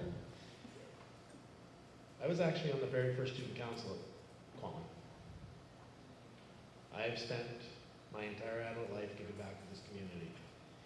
And if you elect Gordon Hogue and the Surrey First Council, we will be back here doing town halls, listening to you, not telling you what we're going to do, not telling you what you want, listening to you and getting your responses so that we know exactly what the town of Cloverdale wants. It used to be the center of Cloverdale, of Surrey. It's now kind of a forgotten little gem, and we need to build it up. Fairgrounds need to be an entertainment hub. The only pool we have, George Greenway, was built by George Greenway and donated to the city. He was my father's baseball coach. Please vote for me. Thank you.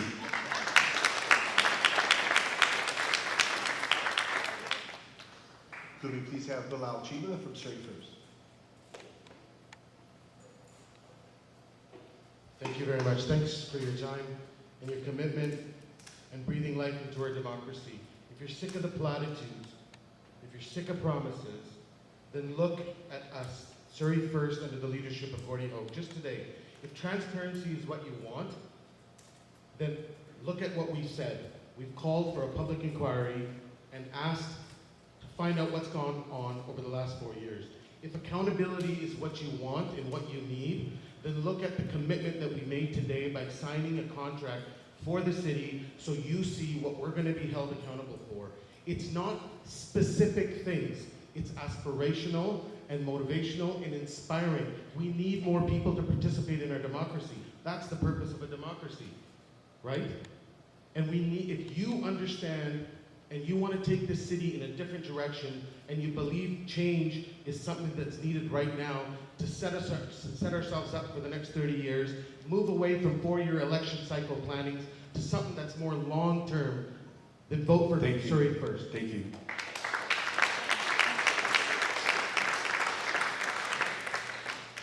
Could we please hear from Sergeant Chiba, Surrey first?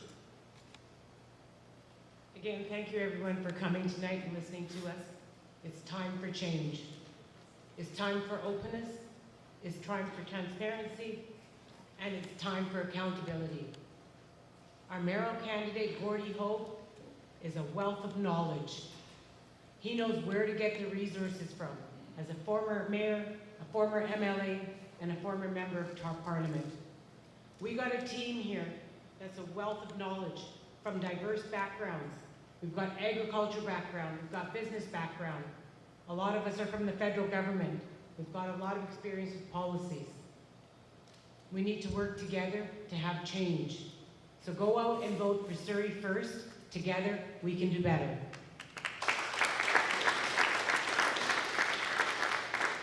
Thank you. Could we please hear from Ajit Mehat from Surrey first?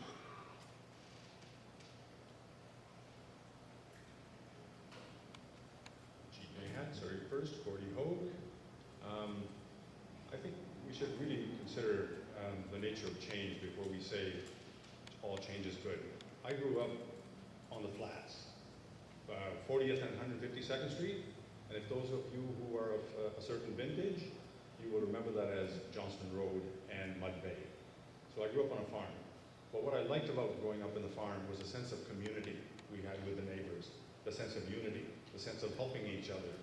And as Surrey has grown from that small rural community to a large one that's mixed with urban, vibrant urban growth as well as the agricultural rural community, we should not forget the heart of Surrey is in that sense of community. That's what I want to work to restore, is that sense of community in Surrey.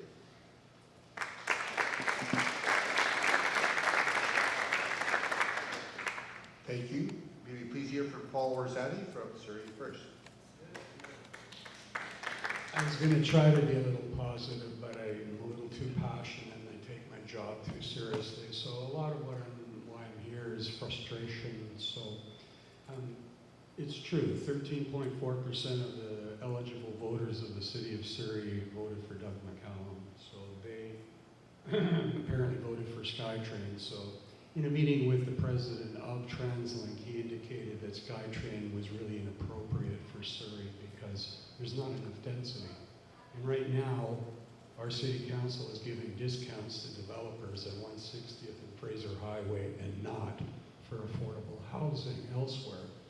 You get very passionate. I have a hydro pole in the middle of a sidewalk at Highway 10, 177, and it's got to go. And people keep telling me it's about safety, but we're forgotten. And we need to get on the map, and we're not a suburb of Langley.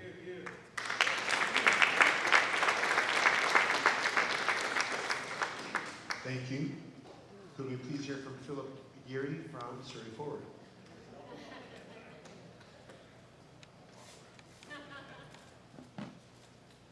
Promises, promises, promises. So many promises. I like to talk about integrity, values, leadership. What have you done? What have you done in the community? Owner of a small business, the Old Surrey Restaurant, executive director of the Newton Business Improvement Association. My main goal, or my main skills in the community is developing relationships. I like to get to know people. I like to get to know every one of you in the future.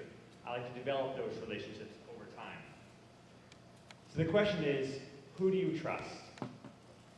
Lots of promises. Who do you trust? Time for change. Well, maybe City Hall needs a complete complete fresh start. Maybe with that fresh start, we can move Surrey forward. Vote Jenny Sims. Thank you so much.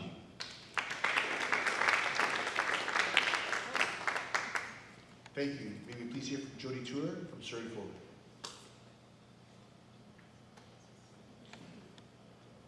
Thank you for hosting this debate this evening. Surrey has a huge potential to grow and thrive. It's a great place to live, work, and socialize. Surrey Forward and I will continue the transformation of Surrey to grow the local economy, to boost tourism by supporting our local businesses, and to create jobs. To ensure that the next generation has a future here just like I did. Only by working together and promoting the opportunities that exist in our city will we deliver for people. Connecting healthcare, business community, and government to create a more affordable, safer, transparent, and fair city for everyone, and a Surrey that my daughters are proud to call home. Please vote on October 15th for Ginny Sims as mayor and the Surrey Forward team. Thank you.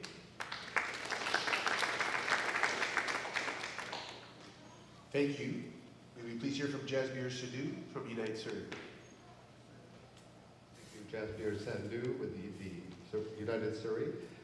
Suk Dhaliwal as the mayoralty candidate. Want to tell me a little bit about Suk. He's been elected member of parliament for 5 times, and he's a Liberal guy, and I come from the NDP side. And we have another guy who is a federal Conservative riding president from Port Kells.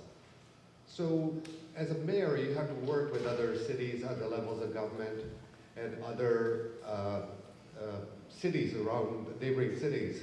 Suk has the experience. He's already shown that he can bring a very diverse team together, not only politically diverse, but we have 5 members that are females. They come from different parts of the community, and we have members from different faiths. So we need a leader, we need a team that can unite Surrey, get it going, and Surrey has a bright future. Thank you. It has to be realized. Thank you.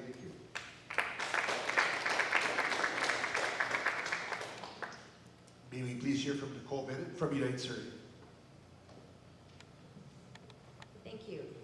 One of the reasons I chose to run is to make a difference in my community, to model that for my kids, to bring that community back home. I have 3 boys biologically, and like I said earlier, 19 foster kids we had over the years. And one of the things that I think is really important for the Cloverdale community is to get our own hospital. My son was an extremely good dancer, and I might cry over this, but he was an amazing dancer, and he just started to lose weight. He couldn't walk, he was having a hard time breathing, and it turned out he had something called dysautonomia. So every day I had to drive him to Children's Hospital, and every evening I had to pick him up because we didn't have the skill set in Surrey to help him in his own community. I have a son with autism. It was the same thing. We were always driving out to Children's Hospital, getting him diagnosed. So I think it's really important that we consider and push for a hospital in our community to help those that need help. Thank you.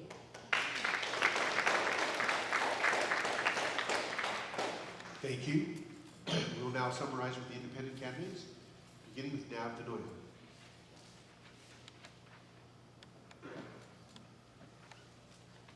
Hi there, Nav Denoya, independent candidate. As you may have observed over the last 4 years, you can vote for a slate for it to disintegrate into different candidates, different parties. So what I'll say to you is, take a look at each candidate, not just the slate. See what experience you want to bring in your city hall. All of us here are mature adults from different parties, different backgrounds, and we will work together to bring solutions to the issues we are having at the city. Whether it's Surrey Police Service, RCMP, whatever you want, we are here to make that happen. So take a look at independent candidates as well and see who you like and vote for them. Thank you.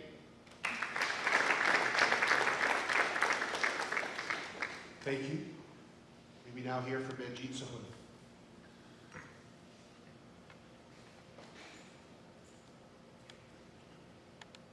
Hi, thank you. So I'm Manji Soda. I'm running as an independent. It's been more challenging and difficult, but I'm up for that challenge. But in the past 4 years, we've seen a lot of negative press in the news for Surrey. A vote for Manjeet will bring a more positive atmosphere in City Hall. The federal government wants to open up more pharmaceutical companies in Canada. A vote for Manjeet will find those companies and bring them to Surrey, open up in Surrey. I might not be a very good football player, but I can guarantee you that if you vote for me, I'll be an excellent councillor. Thank you very much. Vote for Manjeet.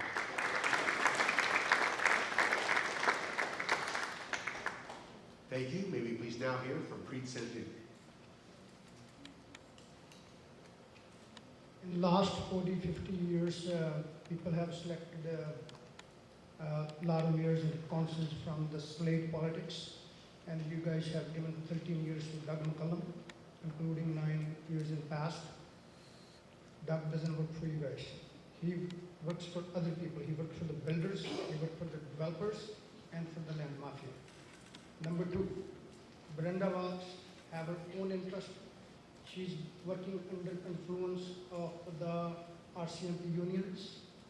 Number 3, Sukh Dariwalji working for Trudeau Liberals, Gordie Hogue working for the Falcon Liberals. Nobody is working for you. So select the independent choice and reject all the slate politics and reject all the party politics. Thank you very much.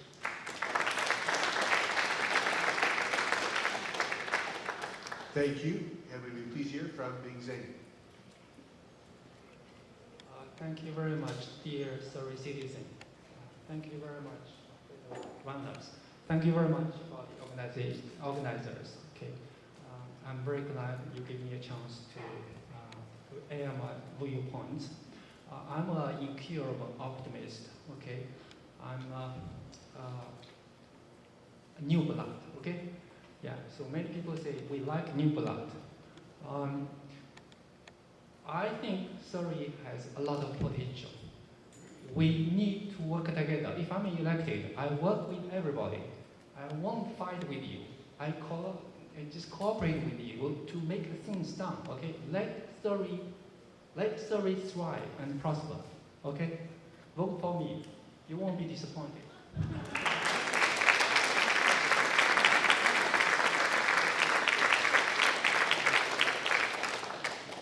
Thank you. That concludes our time available today. Good luck to all of our candidates. Scott Wheatley, Executive Director of the Cloverdale District Chamber, will provide our closing remarks today. Thank you very much, Walter. What did he say? My favorite teacher was my history teacher in grade 12. So one day I'm going to come and monitor a class, and I'll teach them all about the 60s, some of the things we did. Anyway, I just want to thank everybody on behalf of the Chamber. I want to thank the audience. There's always concern because politics are so heated that we could have lots of yelling. You guys have been amazing. It's been an amazing night.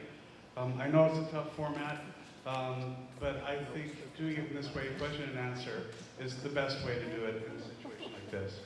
I'm going to go a little off my script. I'm also going to say that I started at the Chamber about the same time this last council was elected. So over the last 4 years, I've never really spent that much time with politicians as I have in the last 4 years, and I've discovered a couple of important things. First, these people all have full-time jobs, or most of them do. So aside from that full-time job they have during the day, they're working another full-time job working on your behalf. And for that, they deserve a ton of credit. The other thing I learned that I never understood is every Friday afternoon, these guys are all handed 1,000 pages they have to study before council meeting on Monday. I haven't read 1,000 pages in the last year, and they're expected to do it on a weekly basis. So they're amazing people, and then they put themselves out here, they take their knocks, and then they still walk away with a smile. They still walk away wanting to help the community. So for that, I applaud them, and they're amazing people. I really want to thank KPU. They're one of our major partners. They sponsor the Clovies, our Business Excellence Awards, and they're a great community partner as well. So I want to thank them.